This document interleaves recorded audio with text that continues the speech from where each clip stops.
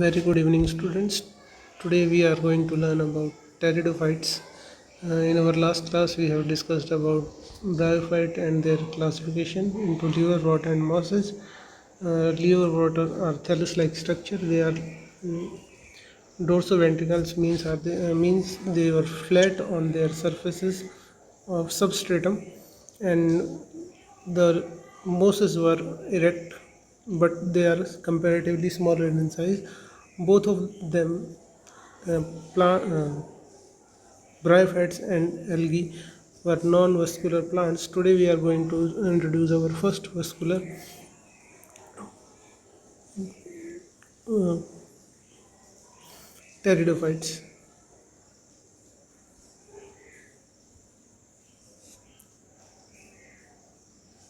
Here you can see some of the pictures of pteridophyte. This is the most commonly known as a fern. Let's begin our class. It is the first, as you can see, it is the first vascular plant on the land, and it possesses xylem and phloem, not the complete, but there is a structure similar to proper xylem and phloem. Uh, they includes the plants like horsetail and ferns. They are mostly found in cool, damp, and shady areas. Means mostly in evergreen forest.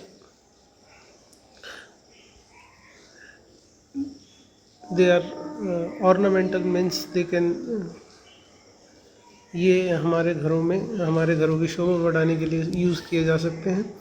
They are soil binders, मिट्टी को पकड़े रखते हैं, and medicinal plants. Their plant body dominant phase is sporophyte, that is diploid. In previous phylum we have discussed the dominant phase was gametophyte. Here we can see that the dominant phase is sporophyte. They have well differentiated root, shoot, and stem. Their leaves are of two types, microphyllous and macrophyllous.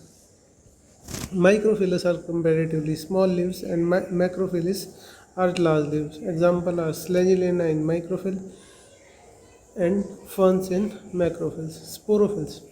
There are certain leaf-like appendages that bear sporangia, are known as sporophyll, sometimes grouped into strobili or cones, such as in Selaginella and Equisetum.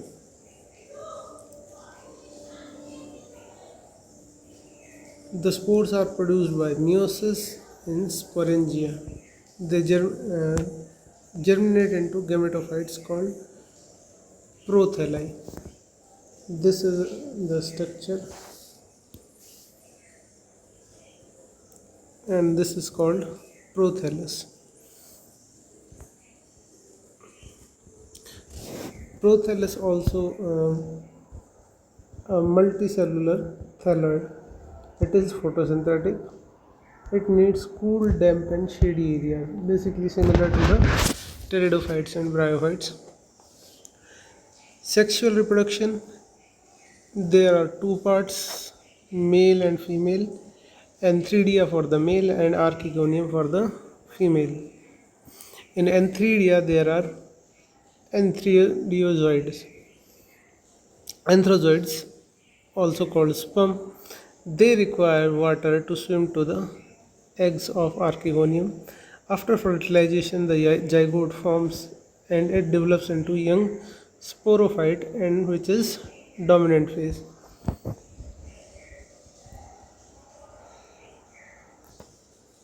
Here you can see cycle of reproduction in pteridophytes. This is a sporophyte body. Here you can see small structures, dotted structures. These are where spores are present. This is a macrophyllae. This is a sporophyllae. Sporophyllae is one which contains spores,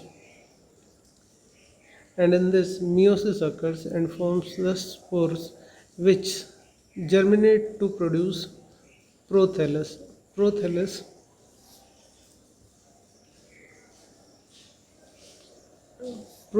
is a gametophytic part which have small rhizoid and thallus-like structure. Here's archegonia and antheridia are present. Archegonia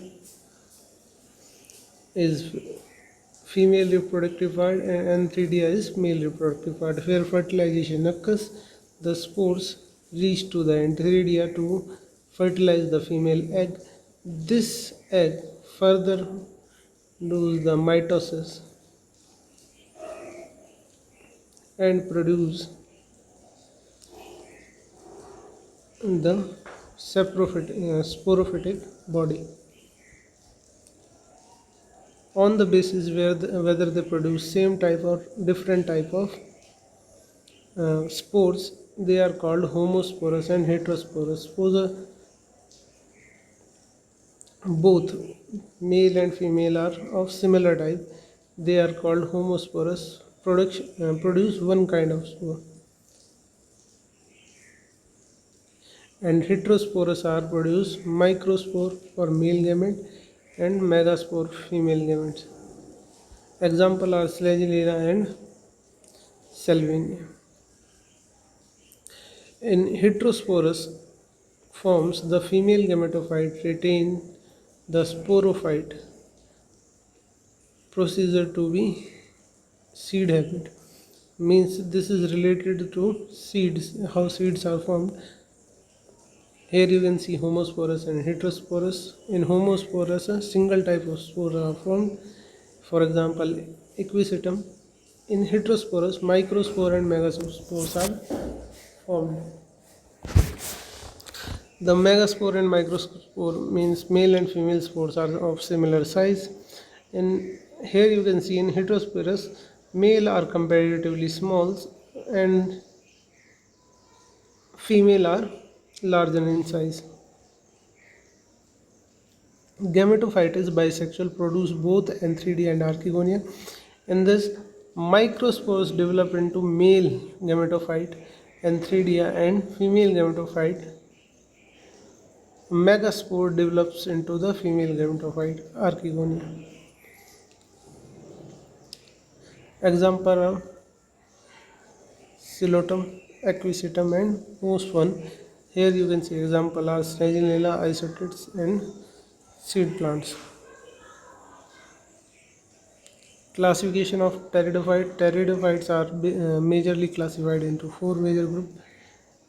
First one is Phylloxera. Here you can see the structure, general structure of Phylloxera. They do not have well-defined leaf, although they have stem, roots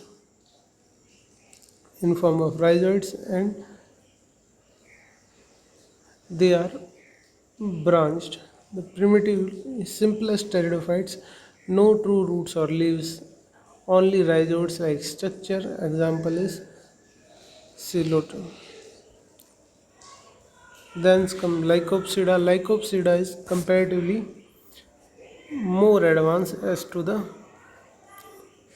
Psilopsida.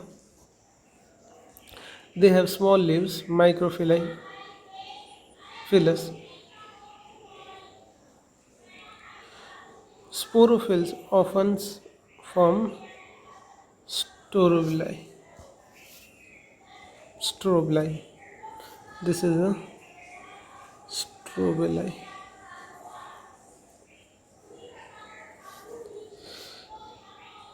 Some are heterosporous, for example, Selaginella. Example is Lycopodium and Selaginella. Third one is Sphenopsida, or also known as horsetail. They have jointed stem with the nodes and internode. In the previous two you can see it does not have nodes and internodes. This image need to be corrected.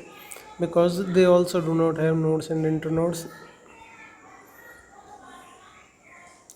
Synopsida is Spanopsida is the first one to have nodes and internodes.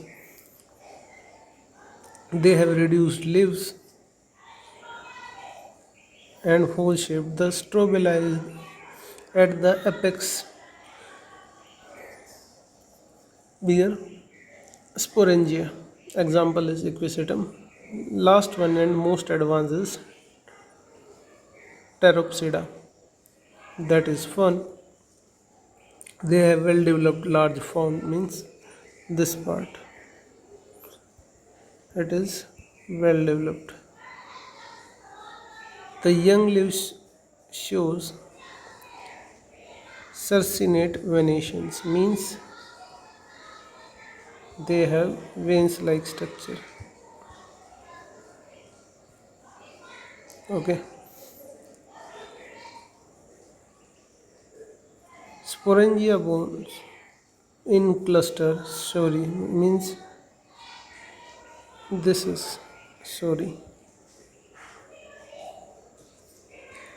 On upside of the leaf, example Drapteris. Terrace.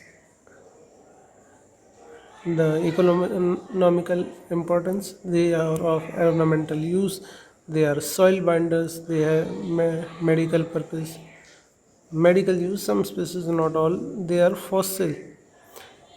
Pteridophytes contribute to the coil deposit. In short, dominant. If we revise this, the dominant phase of pteridophytes is sporophyte. They are vascular tissue. They have two root, stem, and leaf. They reproduce via spores, not seed. Some are heterosporous, some are homosporous. Heterosporous forms are the seed habit precursor, classified into the Phylopsida, Lycopsida, Synopsida, and Pteropsida. Right.